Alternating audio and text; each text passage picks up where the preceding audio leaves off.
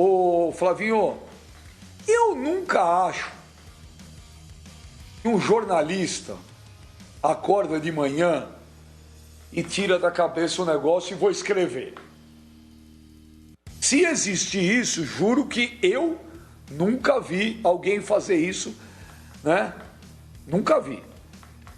E todo mundo tem suas fontes. Mas, Flavinho, os dois jornalistas para escrever isso tinha detalhes. Não tá com cara que essa história foi criada no ar. Até porque num negócio desse, Flavinho, quem é a fonte é quem estava lá dentro. Óbvio. Eu, em 2005, eu trabalhava na Record, foi quando eu dei ao vivo que o Carlos Alberto tinha dado um soco na cara do Tevez, no treino, que tinha rolado sangue, e depois foram para o vestiário, e o Carlos Alberto, o Tevez foi para cima, o Carlos Alberto quase deu nele de novo, e todo mundo falou na época que era mentira, até 10 minutos depois o Carlos Alberto entrar ao vivo no programa e falar que era verdade. Flavinho, para eu ter aquela informação, Flavinho, óbvio que a minha fonte era quente, velho. Óbvio que era quem estava no treino, Flavinho. Óbvio.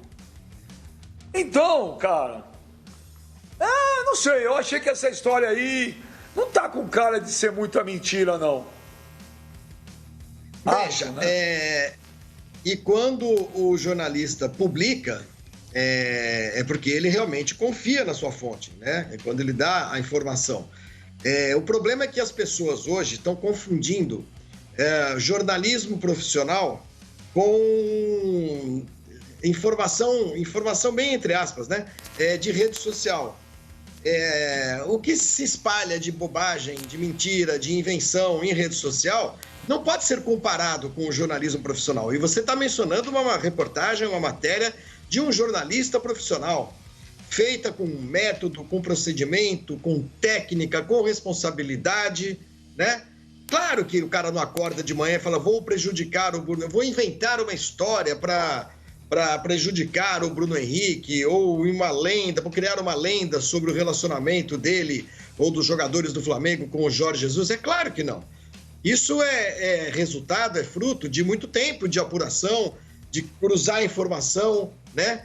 Então, é por isso que já nesses tempos de tanta confusão no que diz respeito à informação, a gente sempre, quando menciona jornalismo profissional, que tem sido muito importante para todo mundo nesse momento que a gente está vivendo, no mundo inteiro, né?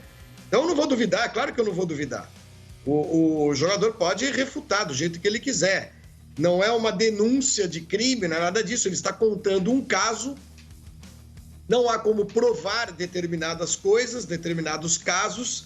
Você tem a sua fonte, você relata aquilo que lhe foi contado, você confia, acredita na pessoa. E quem quiser tentar desmentir, que tente, né? Mas se for feita uma investigação, e tenho certeza que foi feita, que o repórter ouviu muita gente de vários... Você ouve uma história, depois você vai, poxa, deixa eu conferir com o outro, que eu acho que estava lá. O cara me falou a mesma coisa. A gente está vendo hoje, por exemplo, explodiu hoje o caso do Márcio Smelling, da Rede Globo, na revista Piauí. É uma apuração de universidade, de curso de jornalismo. 43 pessoas ouvidas. Isso é o que faz o jornalista sério. Então, eu confio muito mais no jornalista do que na réplica do jogador, que a tendência de sempre que você é confrontado com algo que não te agrada é você negar que aquilo tenha existido, né? Então, eu fico com a informação do jornalista e acho, sim, que pode ter havido alguma coisa entre elenco e Jorge Jesus, até pela maneira estranha e quase intempestiva pela qual se deu o fim dessa fábula do Jorge Jesus com o Flamengo. Ô, Pascoal, eu não vou. O que eu tô querendo falar, Pascoal, que é o seguinte: eu não vou chamar os jornalistas de mentirosos. Não vou. E olha, não conheço os jornalistas, não conheço. Mas é uma informação que tem que ser lida, comentada, falada, né? Por que não pode ter acontecido? Não sei. A história tem detalhes. Bem, já... Se fosse para ser mais assim atingido, o mais atingido na história é o Gabriel, o Gabigol, né? Que saiu, segundo esse relato, irritado no treino, foi afrontado numa reunião e nem foi relacionado para o jogo. Então, quem saiu mais abalado nisso tudo é o Gabriel, nem tanto o Bruno Henrique, né? O Bruno Henrique passa quase que apenas como aquele jogador que não tem rendimento de uma temporada igual à temporada anterior. Me parece ser o que está sendo apontado nessa matéria. Agora, muito mais dirigida ao comportamento do Gabriel e à dureza do treinador nos treinamentos. Agora, se o treinador também não puder exigir do jogador no treinamento, a gente tem que desistir, né? O jogador tem que parar de jogar futebol. Porque se... Pascoal. Diga, desculpa, senhor Mãe, pode falar. Desculpa, Pascoal, te interromper. Se você olhar na imprensa de Portugal e vasculhar pelo YouTube, eu recebi aqui dois vídeos. O Jorge Jesus, ele não é bem visto por muitas pessoas em Portugal. Por muitas pessoas. Especialmente por causa do comportamento dele. Todos são unânimes em dizer que ele é um excelente treinador. Mas o fora de campo dele é muito complicado. Ele não trata bem as pessoas. A gente tem visto isso aí acontecer lá em Portugal. Destratou uma menina outro dia, destratou um treinador adversário na rodada passada do Campeonato Português. Entendeu? E todo mundo fala que o segundo ano do Jorge Jesus em qualquer clube é muito complicado. Porque no primeiro ano é tudo novidade. Os jogadores aceitam a maneira com que ele trabalha. Os xingamentos, a agressividade, as cobranças excessivas. No segundo ano, acontece o que o Gabriel falou na frase que está na matéria aí no dia. Chega, pra mim deu. Ninguém aguenta mais. Uhum. Então, essa é a fama do jogo em Portugal. Então, quando você fala, o treinador tem o direito de cobrar? Claro que ele tem. Óbvio que tem. Mas há maneiras e maneiras de você cobrar uma pessoa. Claro. Você entendeu? E o que as pessoas comentam em Portugal é que o Jorge Jesus é uma pessoa de difícil trato. De difícil trato. Então, tudo leva a crer, você lendo essa matéria do dia e vendo a repercussão... do extra? Repercussão não. Do extra, senhor Mano. Do extra, perdão. Do extra. Matéria do extra. E vendo as opiniões das pessoas em Portugal a respeito do comportamento do Jorge Jesus, você vai chegar à conclusão de que essa matéria do extra é uma matéria verídica. É uma matéria verídica. Porque o Jorge Jesus é um cara complicadíssimo, de difícil trato. O Beja, por exemplo, é amigo dele. Teve um ótimo relacionamento e provavelmente se espanta quando lê essas coisas. Se espanta. Mas essa é a realidade dele. Ele é um cara difícil, grosso, mal educado e agressivo. É só você olhar as matérias que saem em Portugal. Se você quiser, eu mando para você. Eu tenho aqui umas 5 ou 6 comigo. É só olhar.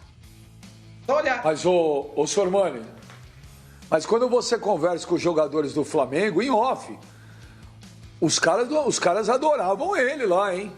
Os caras adoravam o Jorge Jesus. E não é em entrevista, não. Você conversa com os caras, você perguntar pra todo mundo lá, pro Rafinha, pro Rodrigo Caio, pro William Arão, pro Arrascaeta, pode perguntar pro Bruno Henrique. Qual matéria na verdadeira? Não, eu tô falando... Não, você tá falando que ele é grosso e mal educado. E que é um cara de um trato difícil com os jogadores. Eu tô te falando que se você perguntar naquele Flamengo do ano passado, os jogadores adoravam ele. Então, os jogadores adoravam ele. O primeiro ano dele vai tudo muito bem. O segundo ano começa os desgastes.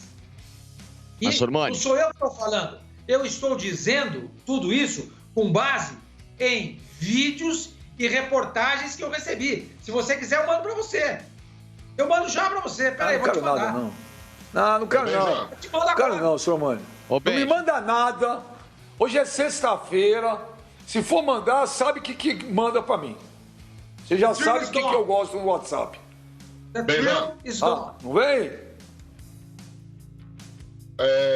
Ainda em cima disso que o Sormani está falando, existe um temperamento forte do Jorge Jesus, uma cobrança, né? E que no primeiro ano tudo dá certo e no segundo normalmente não dá certo, segundo a informação do Sormani, claro que eu acredito. Só que no primeiro ano deu quase tudo certo, mesmo com essas cobranças excessivas do Jorge Jesus em relação aos jogadores do Flamengo. E se nesse segundo ano, com o temperamento dele, o Flamengo tivesse esses resultados que vem conseguindo? Aí, de repente, a bomba podia explodir. Essa é a questão. Com o resultado acontecendo, o treinador olha pro jogador, olha pro outro e fala, pô, o cara é um mala. O cara brigou comigo ali, xingou ali, mas, pô, você vê? Porque ele falou aquilo, eu fiz o cruzamento, e aí o Michael entrou e fez o gol. O outro cara que entrou no meu lugar também resolveu. Então vamos apaziguar que estamos ganhando. Agora, quando começa a perder, cidadão, aí não adianta. E ainda mais se o jogador começa a pegar birra, a imaginar que o treinador está implicando com ele, aí fica complicado. O resultado nessa situação é muito importante.